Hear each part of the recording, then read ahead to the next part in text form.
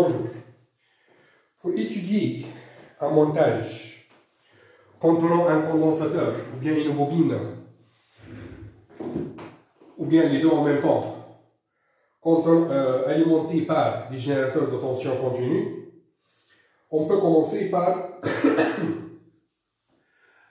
parler de la tension aux bornes du condensateur ou bien de la bobine.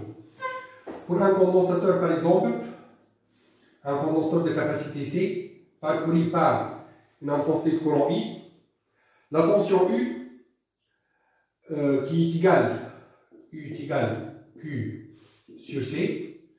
Donc,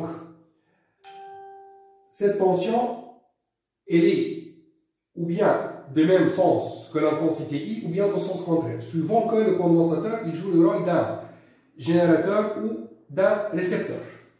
Si le condensateur joue le rôle d'un récepteur,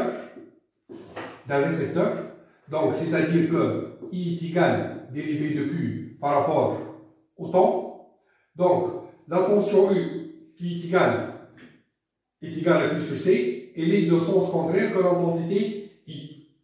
Et on dit que l'intensité I, c'est égal C fois dérivé de U par rapport au temps. Si maintenant le condensateur joue le rôle d'un générateur, donc la tension I et la tension U sont de même sens, l'intensité I est égale à moins dérivé de Q par rapport au temps, parce que la charge diminue en fonction du temps, et c'est égal aussi moins C fois dérivé de U par rapport au temps. Le condensateur, lorsqu'il est totalement chargé, c'est-à-dire en régime permanent, le condensateur, il est remplacé par un interrupteur ouvert lorsqu'il est totalement chargé. Pour une bobine, donc une bobine d'inductance L, parcourue par un courant I, la tension U au bord de la bobine, c'est égal à L fois dérivé de I par rapport au temps, et en régime permanent, la bobine, elle est remplacée par un fil conducteur, donc par un court-circuit. Pour résoudre un problème qui contient un générateur de tension continue, des condensateurs, des bobines et des résistances, il faut savoir résoudre les équations différentielles de premier ordre et de second ordre. Dans cette résolution, on va rencontrer des constantes d'intégration. Ces constantes, ils sont déterminées à partir des conditions de continuité à travers les condensateurs et les bobines. Pour un condensateur, donc la charge Q et la tension UC, ils sont continus. Ça veut dire quoi? Ça veut dire que la charge à l'instant t égale 0 plus, par exemple après la fermeture de l'interrupteur, est égale à la charge à l'instant t égale 0 moins. Kiff pour la tension. UC fait 0 plus est égal à UC fait 0 moins. Pour le courant I, il est discontinu. C'est-à-dire que le courant I, après la fermeture de l'interrupteur par exemple, il est différent du courant avant la fermeture de l'interrupteur. Pour la bobine, c'est totalement le contraire. C'est-à-dire, l'intensité I, elle est continue, I fait 0 plus est égal à I fait 0 moins, et la tension, elle est discontinue, c'est-à-dire que le U fait 0 plus, il est différent du U fait 0 moins. Donc, de manière générale, on peut utiliser la continuité de la charge ou bien de la tension feu condensateur, et on peut utiliser la continuité de l'intensité feu bobine.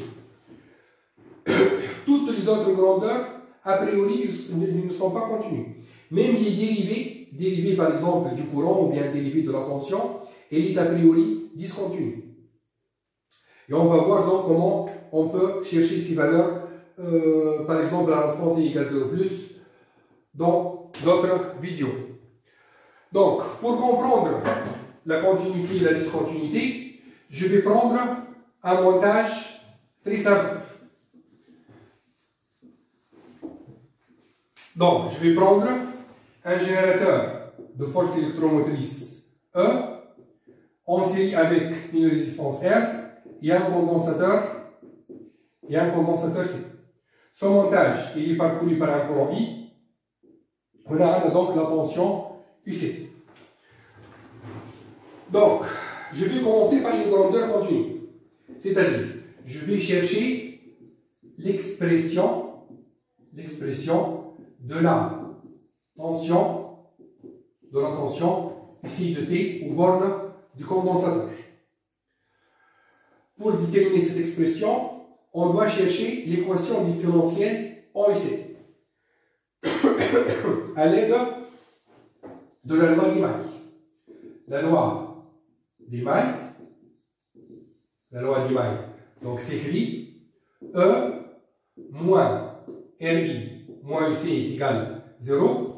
Puisque le condensateur ici joue le rôle d'un récepteur, donc l'intensité I est égale à C fois dérivée de UC par rapport au temps. Donc E est égal R fois C dérivée de UC par rapport au temps plus UC, c'est-à-dire que la dérivée de UC par rapport au temps plus UC sur RC est égale à E sur RC. J'obtiens ainsi une équation différentielle de premier ordre de la forme dérivée de UC par rapport au temps plus 1 sur taux fois UC est égal à E sur taux avec la constante du tantôt, c'est égal à R fois C. La résolution de cette équation, elle est de la forme UC est égal à exponentielle moins T sur taux, ça c'est la solution homogène, c'est-à-dire lorsque cette quantité est nulle, plus la solution particulière. La solution particulière possède la même forme que le second membre. Le second membre ici c'est une constante, donc la dérivée de l'UC est une constante, c'est-à-dire que la dérivée de l'UC est nulle. Donc dans ces conditions, l'UC particulière c'est égal à 1. Donc, pour moi, j'ai pris que avant la fermeture de l'interrupteur, si j'ai un interrupteur ici, K, donc je vais travailler dans les conditions que avant la fermeture, la charge du condensateur est nulle. Le condensateur est initialement déchargé. C'est-à-dire, bien sûr, que le UC 0 moins avant la fermeture de l'interrupteur est nul. Et puisque le UC est une grandeur continue, donc l'UC après la fermeture de l'interrupteur est égal à la tension du condensateur avant la fermeture de l'interrupteur, c'est égal à 0. Donc l'UC est égal à 0. À T égale 0, l'exponentielle est égal à 1, c'est-à-dire que c'est égal à plus E. Donc le A est égal moins E et le UC est égal E facteur 1 moins exponentielle moins T sur 2. Donc, si je veux représenter cette tension UC en fonction du temps, ça c'est le T égale 0, c'est l'instant de la fermeture de l'interrupteur. Avant la fermeture, la tension au bord du condensateur était nulle, elle est tout le temps nulle. Après la fermeture, à l'instant T égale 0, l'exponentielle est égale à 1, donc 1 moins 1 c'est 0, je commence à partir de 0. À l'instant T égale, voilà, temps vert plus l'infini, c'est-à-dire en régime permanent, l'exponentielle s'annule, donc UC est égal E. UC est égal E, donc le UC, c'est la tension au bord du condensateur, elle est représentée de cette manière-là. Donc on remarque bien que c'est une grandeur continue. La courbe de UC en fonction du temps, donc elle est continue, il n'y a pas, on ne remarque pas l'existence d'une discontinuité dans la courbe de UC. Maintenant, si au lieu, avec le même montage, avec les mêmes conditions, au lieu de déterminer l'UC, je vais déterminer l'expression de l'intensité. Je vais déterminer l'expression de l'intensité. Bien sûr, je peux déterminer l'intensité I à partir de la tension UC, mais je vais refaire le calcul dès le début pour que ça soit donc plus clair pour vous. Donc je vais déterminer l'expression de l'intensité I dans le montage. Donc comme tout à l'heure, je dois commencer par écrire la loi d'Imai. Maintenant, je dois trouver l'équation différentielle en I. Donc normalement, je dois en premier temps remplacer le IC par Q sur C. Donc, on veut trouver l'expression de l'intensité I, c'est-à-dire, on doit trouver l'équation différentielle en I pour passer à une seule variable, c'est le courant I, donc je dois dériver la loi d'Imai. Donc, E est égal à R fois I plus Q sur C. Si je dérive le tout par rapport au temps, dérivé par rapport au temps, donc, je trouve que le 0 est égal à R fois dérivé de I par rapport au temps plus I sur C. J'obtiens une équation différentielle de la forme dérivé de I par rapport au temps plus U sur RC est égal à 0. On pose taux est égal à R fois C. Donc j'obtiens une équation différentielle de premier ordre de la forme dérivée de I par rapport au temps plus 1 sur tout fois I est égal à 0. La solution de cette équation différentielle s'écrit sous la forme A exponentielle moins T sur taux. Bien sûr, il y a seulement une solution homogène, pas de solution particulière. Et puisque l'intensité I est discontinue, donc comment je peux déterminer l'intensité à 0+.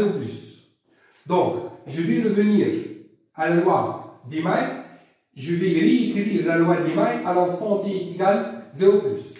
La tension au point du générateur, bien sûr, c'est une constante. Donc, E moins R fois l'intensité I à l'instant T est égal à 0+. La charge Q est continue. La charge en 0+ est égale à la charge en 0- est égale à 0. Donc, toute cette quantité est égale à 0.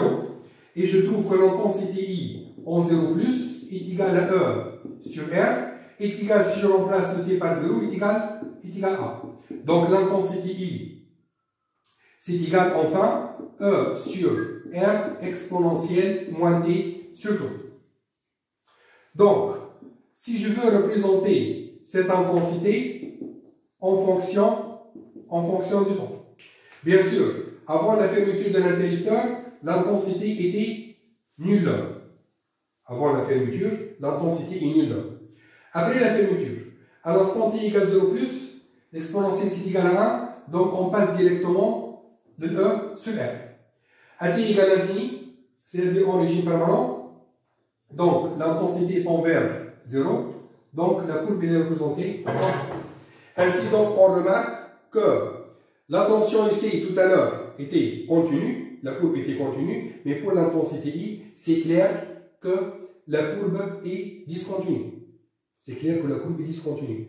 Si on veut déterminer maintenant le UC et l'intensité I en régime permanent sans calcul, donc en régime permanent, comme j'ai dit tout à l'heure, le condensateur est remplacé par un interrupteur ouvert. Donc, en régime permanent, je peux représenter le montage par E, R et un interrupteur ouvert. Donc, puisque l'interrupteur est ouvert, donc c'est clair que I en plus l'infini, ça tend vers 0. En régime permanent, donc l'intensité est égale à 0. Et si j'écris la loi d'Imai ici bien sûr c'est le UC, la loi d'Imai donne E moins UC est égal à 0. Donc le UC en régime permanent est égal à 1. Ainsi donc, j'ai déterminé l'intensité et la tension en régime permanent sans faire de calcul. Et merci pour votre attention.